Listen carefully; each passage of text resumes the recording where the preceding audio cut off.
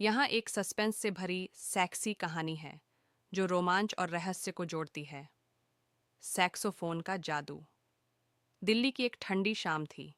City के एक प्रसिद्ध जांच क्लब में हल्की रोशनी और धीमे संगीत के बीच लोग अपने गिलासों से सिप लेते हुए संगीत का आनंद ले रहे थे। लेकिन उस शाम कुछ खास था। स्टेज पर खड़ा सैक्सोफोनिस्ट अर्जुन अपनी सैक्सोफोन से जादू की ध्वनियां निकाल रहा था। उसकी आंखों में कुछ ऐसा था जैसे वह सिर्फ संगीत नहीं बल्कि कुछ और भी बोलने की कोशिश कर रहा हो। राहेल, एक युवा और उत्साही पत्रकार, उस क्लब में आई थी। उसे अर्जुन का संगीत बहुत पसंद आया था, लेकिन उसकी दिलचस्पी सिर्फ संगीत में नहीं थी। वह अर्जुन के बारे में कुछ अजीब सा महसूस कर रही थी। अर्जुन के संगीत में एक रहस्य था जो उसके दिल को खींच रहा था। कुछ ऐसा था जो उसकी आंखों में एक अंधेरे की तरह छिपा था। राहेल ने ठान लिया था कि वह अर्जुन से मिलकर इस रहस्य का पता लगाएगी। वह स्टेज के पास गई और अर्जुन से बात करने का बहाना बनाया। अर्जुन मुस्कुराया, लेकिन उसकी मुस्कान में कुछ ठंडक थी। तुमने बहुत अच्छा बजाया, राहेल ने कहा। कभी मुझे सिखाओगे? अर्जुन हंसा। शायद कभी, लेकिन मुझे लगता है कि तुम्हें मेरी धुनों को समझने के लिए कुछ और समय चाहिए। राहेल को यह बात अजीब लगी। क्या मतलब है तुम्हारा? उसने सवाल किया। अर्जुन चुप था, जैसे वह कुछ कहना चाहता हो, लेकिन वह रुका।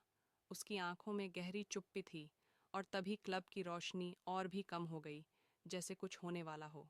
अर्जुन ने धीरे से कहा, तुम मेरे संगीत को समझ नहीं पाओगी राहेल।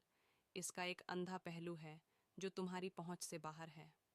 राहेल थोड़ी घबराई, लेकिन उसकी जिज्ञासा और बढ़ गई। क्या तुम मुझे बता सकते हो कि तुम किस बारे में बात कर रहे हो? उसने कहा। अर्जुन ने गहरी सांस ली और फिर कहा, तुम्हें अब छोड़ देना चाहिए राहेल। ये तुम्हारे लिए खतरनाक हो सकता है। इसी समय क्लब के कोने में अचानक कुछ आवाजें आईं। एक अजनबी व्यक्ति काले कोट में बहुत तेजी से बाहर निकलने की कोशिश कर रहा था। अर्जुन का चेहरा एक पल को बदल गया।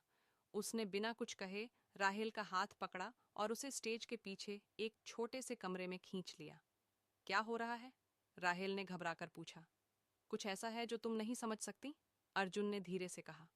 मुझे तुम्हें यहाँ लाने की जरूरत नहीं थी, लेकिन अब तुम इसमें फंस चुकी हो। राहेल ने उसकी आंखों में घबराहट देखी। अर्जुन सैक्सोफोन बजाता था, लेकिन उसकी धुनों में अब एक खतरनाक मोड़ आ गया था।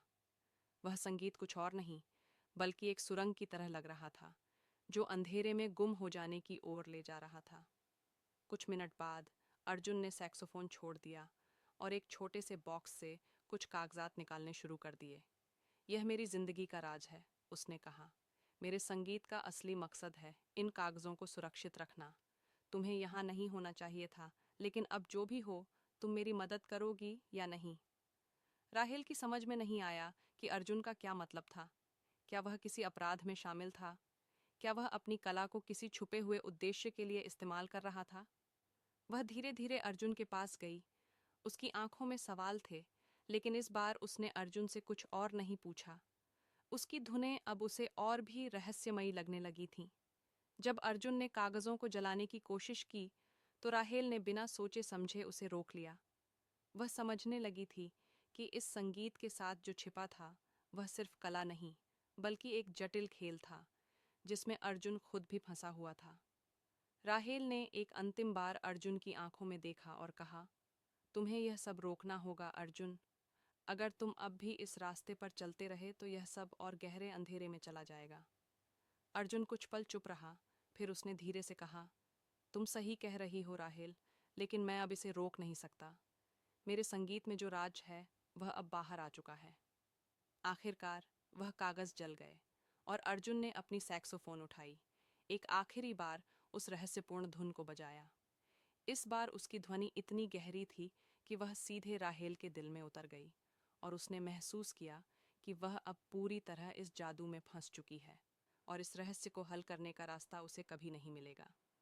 यह कहानी सस्पेंस, रोमांस और रहस्य का मिश्रण है, जो सैक्सोफोन के संगीत के माध्यम से एक गहरे रहस्य को उजागर करती है।